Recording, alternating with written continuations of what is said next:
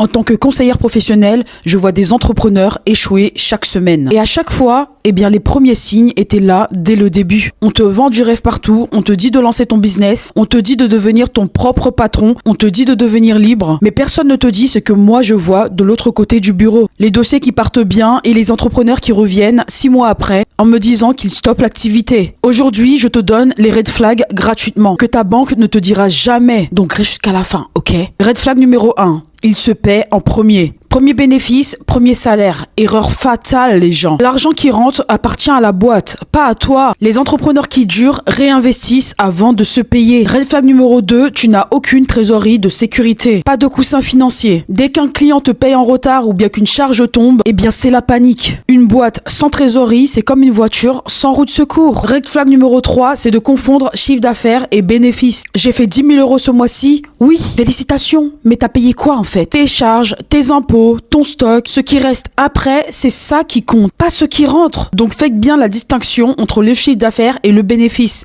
La réalité, c'est le bénéfice, les gens. Red flag numéro 4, il n'écoute aucun conseil. Je lui explique comment structurer. Il me dit qu'il sait déjà, qu'il a déjà fait, dans une autre vie peut-être. 6 mois plus tard, c'est le même qui revient avec des dettes. L'ego coûte cher en entrepreneuriat, les gens. Red flag numéro 5, il a aucune stratégie, juste de l'énergie. L'enthousiasme, c'est bien, mais un plan, c'est mieux. Se lancer sans structure, c'est courir vite dans la mauvaise direction. Ce que personne ne te dit, c'est que la banque, elle voit tout. Les relevés, les mouvements, les habitudes. Et en quelques minutes, on sait si un entrepreneur va tenir ou non. C'est pas une question d'intelligence, les gens. C'est une question de structure. Les entrepreneurs qui réussissent autour de toi, ils n'ont pas forcément plus de talent. Ils ont juste appris à séparer les émotions de leur argent. Tout ça pour te dire que ton business peut te rendre libre seulement si tu le construis comme une vraie entreprise. Pas comme un compte en banque personnel. Donc maintenant, tu vas me dire dans les commentaires combien de red flags tu as reconnu, soit chez toi ou bien autour de toi. Mets le chiffre en commentaire, ok? Et si tu as une question sur la gestion de ta boîte, pose-la, je prendrai le temps d'y répondre.